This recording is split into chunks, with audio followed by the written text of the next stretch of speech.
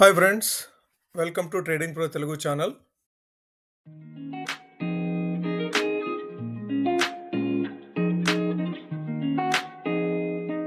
Evening friends, మీలో ఎంతమంది ఈరోజు స్టాక్ మార్కెట్ని చూసి ఆశ్చర్యపోయారు?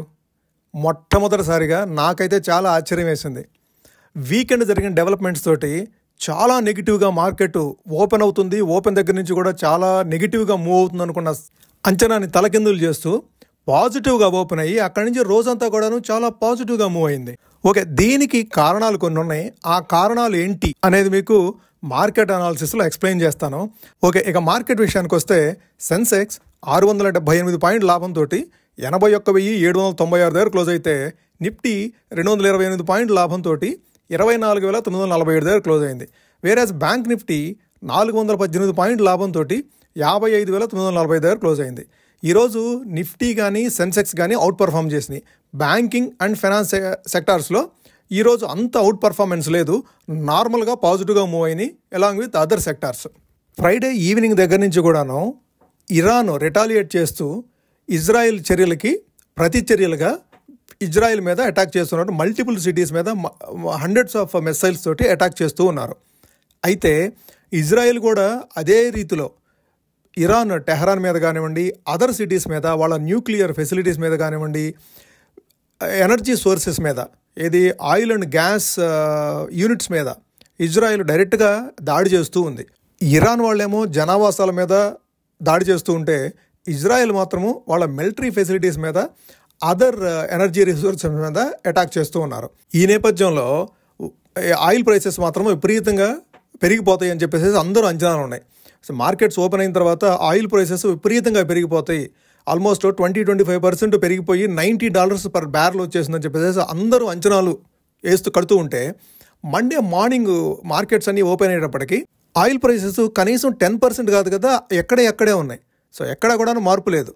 వాళ్ళు గ్యాస్ అండ్ ఎనర్జీ సోర్సెస్ మీద దాడి చేసినప్పటికి కూడాను ఇజ్రాయెల్ ఆయిల్ ప్రైసెస్లో మాత్రము పెద్దగా మార్పు లేదు. ఇది ముఖ్యంగా మనకు పాజిటివ్గా పరిణమించిందని చెప్పుకోవచ్చు, ఎస్పెషల్లీ మన ఇండియన్ మార్కెట్స్కి. అయితే మన మార్కెట్స్కి ఓపెన్కి ముందే జపాన్ నిక్కీ కానివ్వండి, యుఎస్ ఫ్యూచర్స్ కానివ్వండి పాజిటివ్గా ట్రేడ్ అవుతూ ఉన్నాయి. ఆ పాజిటివిటీ కూడాను మన మార్కెట్లకు పాస్ అయినదని చెప్పుకోవచ్చు. ఓపెనింగ్ 60-70 పాయింట్ పాజిటివ్గా ఓపెన్ అయింది మన మార్కెట్ ఈరోజు. అయితే ఇక్కడ ఇంకొక పాజిటివ్ అంశము, ఈ ఆయిల్ ప్రైసెస్ పెరగకపోవడంతో పాటుగా ఇంకొక పాజిటివ్ అంశం ఏంటంటే, ఇంకేదైనా కంట్రీస్ ఓవర్ వీకెండ్ డెవలప్మెంట్ తోటి ఇంకేదైనా కంట్రీస్, చైనా కానివ్వండి, టర్కీ కానివ్వండి, పాకిస్తాన్ కానివ్వండి, అదర్ ఇస్లామిక్ కంట్రీస్ ఏవైనా సరే ఇరాన్కి సపోర్ట్గా నిలుస్తాయేమో, అంటే వార్లో వాళ్ళకి ఏదన్నా సైన్యాన్ని పంపించడం కానివ్వండి, లేదంటే మిలిటరీకి సంబంధించిన ఎక్విప్మెంట్ని వాళ్ళకి సప్లై చేయడం కానివ్వండి, ఎవరన్నా చేస్తారేమో అనే ఉద్దేశంతో అందరూ భయపడ్డారు. కానీ ఏ దేశం కూడాను ఈ వార్ని ముందుకు తీసుకెళ్ళాలి, వాళ్ళు కూడా పార్టిసిపేట్ చేసి ఈ వార్ని పెద్ద చేయాలి అని చెప్పేసి ఎవరు ముందుకు రాలేదు. చైనా కానివ్వండి, టర్కీ కానివ్వండి, రష్యా కూడాను ఇరాన్కి అనుకూలంగా కాస్త పాజిటివ్గా ఓట్స్ వాళ్ళు డెలివరీ ఇచ్చినప్పటికీ కూడాను వాళ్ళు కూడా డైరెక్ట్గా పార్టిసిపేట్ చేస్తామనేది చేయలేదు. దాంతోపాటుగా ట్రంప్ ముందుకు వచ్చేసేసి ఒక కామెంట్ పాస్ చేస్తూ ఉన్నాడు. ఏదైతే న్యూక్లియర్ అగ్రిమెంట్ ఉందో, ఇరాన్తో న్యూక్లియర్ అగ్రిమెంట్ యాక్చువల్గా సండే షెడ్యూల్ చేస్తుంది వాళ్ళ మీటింగ్కి, అది క్యాన్సిల్ చేశారు. సో ట్రంప్ ఏమంటాడంటే, ఇంకా అవకాశం ఉంది, ఇరాన్ కనుక ముందుకు వస్తే ఇంకా అవకాశం ఉంది ఆ అగ్రిమెంట్ కోసము అనేది ఒక పాజిటివ్ వర్డ్ ముందుకు రావడంతో వేరే దేశాలు ఈ వార్లో పార్టిసిపేట్ చేస్తాయనేది అంచనాలు తక్కువగా ఉన్నాయి. అది కాస్త పాజిటివ్గా, చాలా పాజిటివ్గా మిగిలిన rest of the world markets కూడాను పాజిటివ్గా పనిచేసిందని చెప్పుకోవచ్చు. ఓకే, ఇక బ్రాడర్ ఇండిసెస్ విషయానికి వస్తే నిఫ్టీ 0.9% పాజిటివ్గా మూవ్ అయితే, other sectors, so Nifty auto 0.18% small పాజిటివ్గా క్లోజ్ అయింది. నిఫ్టీ బ్యాంకు 0.75% మాత్రమే పాజిటివ్గా మూవ్ అయింది. అయితే ఈరోజు బలంగా నిఫ్టీకి సపోర్ట్ చేసిన వాటిలో చూస్తే నిఫ్టీ ఎఫ్ఎంసీజీ స్టాక్స్ ఈరోజు 0.63% పాజిటివ్గా మూవ్ అయినాయి. అట్లానే నిఫ్టీ ఐటీని చూడండి 1.57%. మనం ఈ మధ్యకాలంలో రెగ్యులర్గా నిఫ్టీ ఐటీ గురించి ఎక్కువగా మాట్లాడుకుంటూ ఉన్నాము. ఐటీ స్టాక్స్ని చాలా బీట్ అండ్ డౌన్ స్టాక్స్ లిస్ట్లో ఉన్నాయి. ఇవి ఆల్మోస్ట్ 36,000-35,000 దగ్గర నుంచి మనం మాట్లాడుకుంటూ ఉన్నాము. మనం ఇంతకుముందు సజెస్ట్ చేయడం కూడా జరిగింది, ఐటీ బీస్ని మీరు స్లోగా గ్రాడ్యువల్గా అక్యుములేట్ చేసుకోవడం స్టార్ట్ చేయొచ్చు అని చెప్పి కూడా మనము ఇది ఐటీబీస్ 35-36 రూపీస్లో ఉన్నప్పుడు కూడాను మనం మాట్లాడుకోవడం జరిగింది. అదే ఇవాళ ఐటీబీస్ 42.5 రూపీస్కి వచ్చినాయి. ఓకే, అయితే నిఫ్టీ ఐటీ ఈరోజు కూడా స్ట్రాంగ్గా మూవ్ అయింది. నిఫ్టీ ఐటీ కానివ్వండి, Nifty media 0.57, Nifty metal 1.07%. So rest of all సెక్టార్స్లో మీరంతా గ్రీన్ పరుచుకున్నట్టుగా చూస్తారు.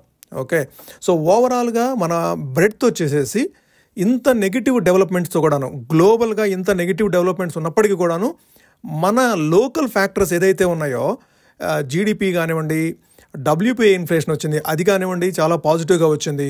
సిపిఐ ఇన్ఫ్లేషన్ కూడాను మనకి చాలా పాజిటివ్గా వచ్చింది, సిపిఐ ఇన్ఫ్లేషన్.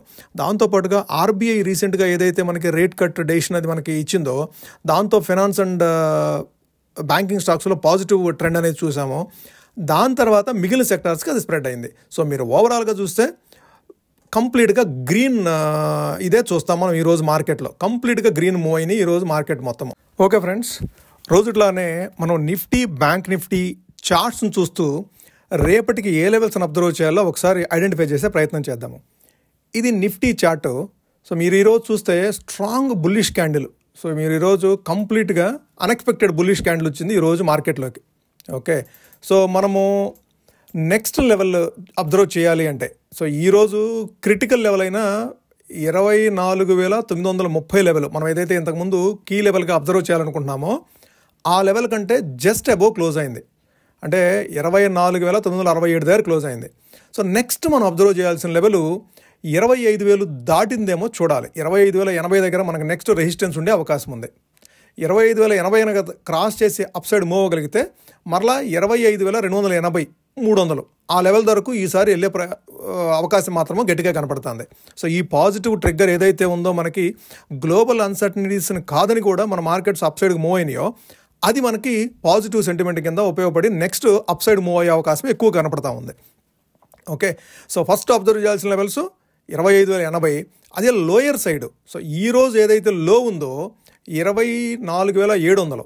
ఓకే, 24,700 అనేది మనకి సపోర్ట్ కింద ఉంటుంది. సో రాబోయే రోజుల్లో మనకి ఇమీడియట్ సపోర్ట్ చూడాలంటే 24,700 లెవెల్స్ మనం చూడాలి. రెసిస్టెన్స్ చూడాలంటే 25,080. అది క్రాస్ చేసి అప్ సైడ్ మూవ్ అయితే మనకి 25,200, 25,300 వరకు మళ్ళీ ట్రావెల్ చేసే అవకాశం ఉంది. ఓకే, సో ఇది నిఫ్టీకి సంబంధించి. అట్లనే బ్యాంక్ నిఫ్టీలో ఏ విధంగా ఈరోజు లెవెల్స్ ఫామ్ అయినాయి, అది నెక్స్ట్ రేపటికి ఏ విధంగా చూడొచ్చు అని చెప్పి ఒకసారి చూద్దాం క్విక్గా. ఓకే, ఇది బ్యాంక్ నిఫ్టీ చార్టు. మీరు బ్యాంక్ నిఫ్టీని ఒకసారి చూసినట్లయితే, సో ఈరోజు ఈ ఫ్లాగ్ ప్యాటర్న్ని అప్ సైడ్ మూవ్ అయింది. ఈ ఫ్లాగ్ ప్యాటర్న్ మనకు వచ్చేసేసి 55,700 మనం ఫ్లాగ్ ప్యాటర్న్ ఇంతకుముందు అబ్జర్వ్ చేస్తూ ఉన్నాము. ఇప్పుడు ఈరోజు క్లోజింగ్ వచ్చేసరికి 55,999 హై ఫామ్ చేసి 944 దగ్గర ఆల్మోస్ట్ హై దగ్గరే క్లోజ్ అయిందని చెప్పుకోవచ్చు ఈరోజు. సో అంత స్ట్రెంగ్త్ అనేది బ్యాంక్ నిఫ్టీలో చూపించింది, బట్ అవుట్ పర్ఫామ్ చేయలేదు. స్ట్రెంగ్త్ అయితే ఉంది కానీ నిఫ్టీనను సెన్సెక్స్ని అవుట్ పర్ఫామ్ చేయలేదు. అయితే స్ట్రాంగ్గా మూవ్ అయింది, స్ట్రాంగ్గా క్లోజ్ అయింది. ఓకే, నెక్స్ట్ మనం అబ్జర్వ్ చేయాల్సింది ఇమీడియట్గా క్విక్ లెవెల్గా మనం అబ్జర్వ్ చేయాల్సింది ఇంతకుముందు మనం చూస్తూ ఉన్నాము 56,165. సో 1-2 సార్లు 56,165 దగ్గరకు వచ్చి రివర్స్ అయింది కదా. సో ఇక్కడ ఒకసారి ఎప్పుడు 23rd ఏప్రిల్, అట్లానే 3rd జూన్. సో ఈ 2 రోజులు కూడాను ఈ లెవెల్ని రెసిస్టెన్స్గా ఫేస్ చేసింది. సో మనము రేపటికి మనం అబ్జర్వ్ చేయాల్సింది 56,165. అది క్రాస్ చేస్తే మరలా 56,500ని టెస్ట్ చేసే అవకాశం ఉంది అప్ సైడ్. సో 56,165, 56,500. సో ఇది అప్ సైడ్. అదే డౌన్ సైడ్ చూస్తే 55,380 ఫస్ట్ సపోర్ట్ అవుతుంది. 55,380 మీకు ఇక్కడ లెవెల్ అది నేను ఇక్కడ నోట్ చేసి ఇస్తున్నాను, ఇది గుర్తుపెట్టుకోండి. 55,380 డౌన్ సైడ్. ఓకే, అంటే 600 పాయింట్స్ డౌన్ సైడ్ ఉంది. అప్ సైడ్ వచ్చేసేసి అంటే దగ్గరలో అబ్జర్వ్ చేస్తున్నాం మనం 56,160, అంటే 200 పాయింట్లు దగ్గరలోనే అబ్జర్వ్ చేస్తున్నాము. అది క్రాస్ చేసి ఏ విధంగా అప్ సైడ్ మూవ్ అవుతుంది అనేది మనం అబ్జర్వ్ చేయాలి. ఎందుకంటే ఈ అన్సర్టన్ సిచ్యువేషన్స్లో కొద్దిగా వాలటిలిటీ కూడా ఉండే అవకాశం ఉంది. దాంతోపాటుగా మనకి ఫెడ్ డెసిషన్ కూడా మనకి 18th వస్తుంది. ఆ ఫెడ్ డెసిషన్ కూడాను మనకి ఇంపార్టెంట్ అనమాట. ఆ ఫెడ్ డెసిషన్ వచ్చే వరకు కూడా కొద్దిగా మార్కెట్లో వాలటిలిటీ ఉండే అవకాశం ఉంది. అంటే ఏ డెసిషన్ చెప్తారు, వాళ్ళ కామెంటరీ ఏ విధంగా ఉంటుంది, వీటన్నింటినీ అబ్జర్వ్ చేయడానికి మార్కెట్ ఇంట్రెస్ట్గా ఉంటుంది. దాంతో మనకి రేపు సెన్సెక్స్ ఎక్స్పైరీ ఉంది, రేపు కొంత వాలిటిలిటీ ఉండే అవకాశం ఉంది. ఆ తర్వాత నిఫ్టీ ఎక్స్పైరీకి కూడాను 19th నిఫ్టీ ఎక్స్పైరీ ఉంది. నిఫ్టీ ఎక్స్పైరీ వరకు కూడాను ఈ వాలిటిలిటీ కొనసాగే అవకాశం ఉంది. ఓకే, సో ఇది Nifty, bank Nifty support and resistance సంబంధించి మనం ఒక స్టాక్ గురించి డిస్కస్ చేద్దాం. ఈరోజు మనం డిస్కస్ చేసుకోబోయే స్టాకు ఎక్సైడ్ ఇండస్ట్రీస్. ఎక్సైడ్ ఇండస్ట్రీస్లో మీరు చూస్తే ఆల్మోస్ట్ 620 లెవెల్స్ నుంచి అప్రాక్సిమేట్గా 26th or 28th June 25th June అనుకుంటాను 2024లో 620 రూపీస్ లెవెల్స్కి వెళ్తూ అక్కడి నుంచి స్లోగా గ్రాడ్యువల్గా కరెక్ట్ అవుతూ వస్తుంది. అంటే 50-day మూవింగ్ యావరేజ్ కూడాను 200-day మూవింగ్ యావరేజ్ కంటే లో సైడ్ మూవ్ అవుతూ అక్కడి నుంచి రికవరీ అవుతూ అంటే కంటిన్యూస్గా కన్సాలిడేట్ అయింది. ఏ లెవెల్లో కన్సాలిడేట్ అయింది మీరు చూస్తే 410 నుంచి 330 అంటే ఈ 80 రూపీస్ లెవెల్లో కన్సాలిడేట్ అవుతూ ఇప్పుడు రికవరీని చూపిస్తూ ఉంది. సో ఇప్పుడు రికవరీ సైన్స్ అనేది చూపిస్తూ ఉంది. దాంతోపాటుగా ఇది కన్సాలిడేట్ అవ్వడానికి కూడా ముఖ్య కారణం మీరు గమనిస్తే ఫండమెంటల్గా మీరు ఈవీ సెక్టార్లో ఏదైతే కొద్దిగా స్లో డౌన్ అనేది ఉందో అంటే ఈవీ కార్స్ సంబంధించి కాస్త అన్సర్టన్ మైండ్ సెట్స్ అనేది మార్కెట్లో ఉంది.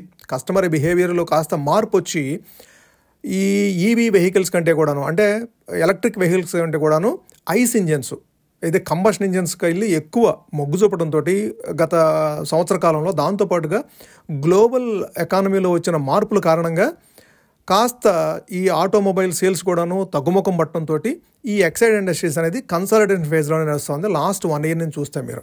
ఓకే, సో ఇప్పుడు మనం దీన్ని ఆపర్చునిటీ కింద తీసుకొని ఈ కన్సాలిడేషన్ ఏదైతే ఉందో దీన్ని ఆపర్చునిటీ కింద మీరు కన్సాలిడేషన్ చూస్తే సుమారుగా అంటే యావరేజ్గా ఇక్కడ 353, 354 లెవెల్స్లో కన్సాలిడేట్ అవుతూ అప్ సైడ్ 410 ఆ లెవెల్లో ఇక్కడ 2 సార్లు సపోర్ట్ తీసుకుంది, ఇక్కడ రెసిస్టెన్స్ ఫేస్ చేసింది. 410 దగ్గరకు వచ్చినప్పుడు రెసిస్టెన్స్ ఫేస్ చేసింది. సో మరలా ఇప్పుడు 384 దగ్గర ఉంది. ఇదేదన్నా కొద్దిగా డ్రాప్ అయ్యి 350 లెవెల్స్ కనుక వస్తే మనకి అక్యుములేట్ చేసుకోవడానికి మంచి ఆపర్చునిటీ వస్తుంది. దీని ఫండమెంటల్స్ కనుక చూస్తే మీరు సో ఇది 32,666 కోట్ల మార్కెట్ క్యాపిటలైజేషన్ ఉంది. దీని ఆర్ఓసిఈ కానీ ఆర్ఓఈ కానీ డీసెంట్గా ఉన్నాయి. ఓకే, సో ఇది 52 వీక్ హై వచ్చి 620 ఉంది, లో వచ్చేసేసి 328 ఉంది. మీరు రిజల్ట్స్ కనుక చూస్తే సో ఈ ఎక్సైడ్ ఇండస్ట్రీస్ కనుక రిజల్ట్స్ చూస్తే ఇది కన్సిస్టెన్సీ మెయింటైన్ చేస్తూ ఉంది. సో ఈ 4,200, 4,300 లాస్ట్ క్వార్టర్లో కూడా మార్చిలో కూడాను 4,335 కోట్లు ప్రాఫిట్ పోస్ట్ చేయగలిగారు. 10% ఆపరేటింగ్ ప్రాఫిట్ మార్జిన్ అనేది చూపించగలిగారు. ఓకే, సో ఓవరాల్గా ఇది ఫండమెంటల్లీ స్ట్రాంగ్ కంపెనీ. ఇది రాబోయే రోజుల్లో దీనికి డిమాండ్ ఈ ఎక్సైడ్ ఇండస్ట్రీస్కి డిమాండ్ పికప్ అయ్యే అవకాశం ఉంది. దాన్ని దృష్టిలో పెట్టుకొని ఈ ఎక్సైడ్ ఇండస్ట్రీస్ మనము డిప్లో పికప్ చేసుకోదగిన స్టాక్ ఇది. 50-day moving average just above ఈ రోజు క్లోజ్ అయింది.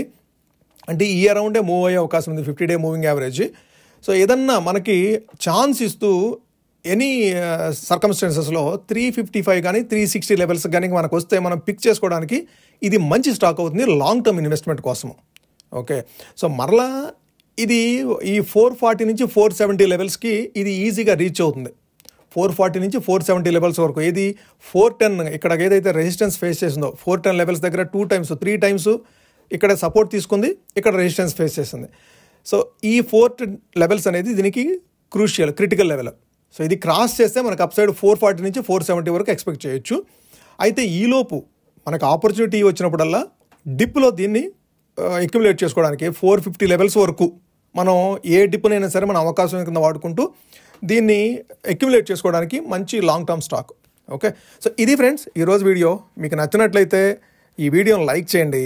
అట్లానే మీకు మీ ఫ్రెండ్స్కి మీ రిలేటివ్స్కి ఎవరికైనా యూస్ఫుల్ అవుతుంది అనుకుంటే మనం చెప్పే లెవెల్స్ కానివ్వండి, మనం డిస్కస్ చేసుకునే స్టాక్ డీటెయిల్స్ కానివ్వండి, ఎవరికైనా ఇంట్రెస్ట్గా ఉంటుంది వాళ్ళకు యూజ్ అవుతుంది అనుకుంటే వాళ్ళకు కూడా షేర్ చేయండి. అట్లానే మన ఛానల్ని సబ్స్క్రైబ్ చేయడానికి ఎంకరేజ్ చేయండి ఫ్రెండ్స్. Thank you.